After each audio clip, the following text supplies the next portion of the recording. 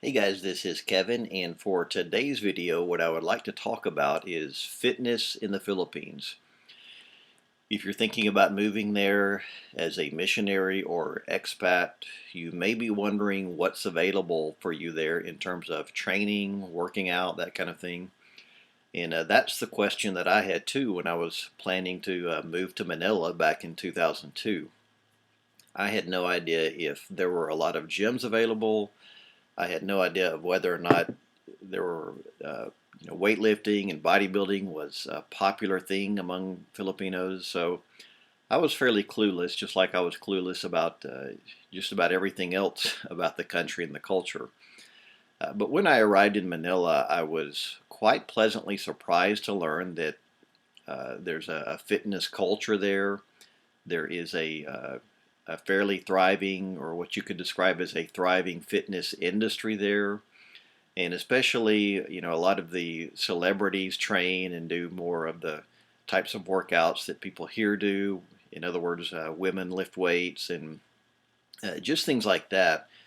And to add to that, what was more important to me was that I found that I never have had a place or had a problem finding a place to train in the Philippines, finding a gym. So what I thought I would do in this video is just share with you some things to keep in mind if you're thinking about moving there. The first thing I'll cover here is the different types of gyms that you can join or train in.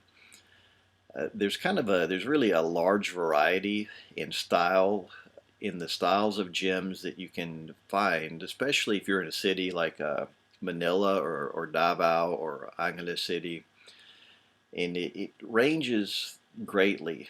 And what I mean by that, on one end, you have certain gyms that are kind of hole in the wall kind of places. And a lot of these gyms, these let's call them lower end gyms, will be more pay per session type places. They're popular among students because you just go in there and pay them, let's say 20 peso or 30 peso, whatever it is, and you only pay to train for that session. And these are pretty popular there, and it's something to consider. If you just need a few weights to throw around, and you're or not that concerned about the type of equipment you use, that is an option. I never trained in any of these lower end gyms for a couple of reasons, or more than a couple maybe. There's one thing is I found that the lower end gyms usually did not use what we call the standard style barbells. A standard Olympic style barbell that's about 45 pounds, and the standard plates that go on there, the 45-pound plates, or in the Philippines I believe there were 20-kilo plates. Philippines has more kilo style plates instead of pounds. But anyway, they were not standard usually. There were thinner barbells, and you just kind of never knew what exactly you were going to get in terms of even with the free weights for the lower end gyms. So usually, the best that I can remember, I never trained even once at one of the lower end gyms. I should have tried it just for the heck of it. Now, on the other end, you have places like I think Gold's has some branches in the Philippines. I know one of the more popular gyms in the Philippines is called Fitness First. I think that's an Asian franchise. I'm not sure if they're here in the States, but that's the higher end, and that type of gym would be pretty much the exact same thing you would find here in the USA. The downside to that type of gym is that it's going to be more expensive, and also that type of gym, they may want you to get involved with some kind of contract. And what I have found is, a lot of people are reluctant to get in contracts, especially if the gym is expensive. And to be quite honest, one reason I never did this got involved with a really high-end national chain is I never lived nearby one.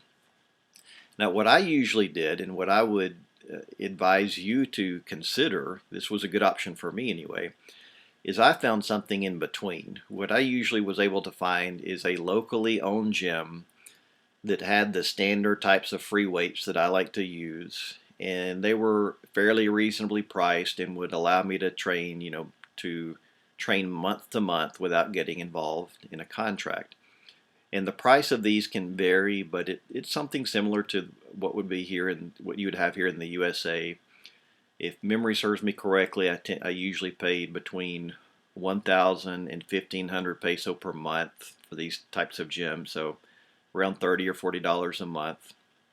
And that's those kinds of gyms. That's where I usually trained when I was in the Philippines. Now, while I'm thinking about it, what I will do is I will put a link down under this video with a review of one of the gyms that I trained in Angeles City called Fitness Connect. I should have put more pictures in that review, but it was just kind of a quick tribute to that gym. But if you're in Angeles City, Fitness Connect is one of the gyms that fits the description I've been talking about. Good equipment, standard equipment, but locally owned, and you can deal with the owner of that gym directly instead of having to, sign up for a one-year contract or whatever. So those are gyms. There's a lot to choose from, especially if you're in some of the cities. And I know that some larger apartment complexes will have their own gym. And again, I found that those types of gyms were not nearly as good as the locally owned gym that I've been talking about. So those are gyms. Okay. In terms of supplements, it's kind of interesting. In terms of general health supplements like vitamins, I was surprised in that those are relatively expensive many times in the Philippines. Here in the U.S., you can go to Walmart or Walgreens and buy a big bottle of generic multivitamins for I don't know how much, maybe $10. In the Philippines, what I found is if you're trying to buy multivitamins, let's say in a drugstore, then what they're going to be packaged in a box, let's say something like Centrum, and then each vitamin is going to be individually wrapped because sometimes that's how people buy them. They'll just buy one or two individually wrapped capsules or tablets, I mean. And obviously when you have that much packaging involved, it makes it a lot more cost prohibitive to buy for a month or for 3 months, or to buy in larger quantity. So vitamins can be expensive there. I would advise you, if you're traveling to the Philippines, to go ahead and stock up a little bit on vitamins before you go. That's what I used to do. Now there is one more option for general health supplements, and that is if you can join a place like S&R, which is kind of like a wholesale club. It's a lot like Sam's. You can find vitamins in those places that are a little bit more reasonably priced, where you can buy a whole bottle of them. In terms of bodybuilding supplements, that's another thing that is easier, cheaper, more convenient to buy here in the USA. Here in the States, I usually buy stuff off of Amazon.com or bodybuilding.com, and I'll put a link below to the supplements I recommend and normally use. But bodybuilding supplements are going to be a bit more expensive in the Philippines. And what I usually did is I normally just bought my supplements, bodybuilding supplements, directly from the gyms where I trained. And I don't use a lot of stuff. I'm talking about whey protein and creatine monohydrate. I usually, if I had not been to the States a while and had not just brought them back with me, would just, buy them from the local gym. They were a bit more expensive than they are here in the States, so maybe I would cut back a little bit on the amount I used. But that will just give you some general idea, hopefully, about fitness in the Philippines. One more thing that I'll add here quickly. A couple of more things now that have come to my mind. If you're in the lower end or middle of the road type gyms that I've talked about, one thing you may find is that those gyms are warmer than the places you would train in the U.S. And a couple of things come into play here. One, it's obviously very expensive to try to keep a gym air conditioned with the cost of electricity in the Philippines. So you may not get full air conditioning. One of the gyms that I trained in Manila never had air conditioning. They just had like an exhaust fan in the wall to at least get a little circulation going in there.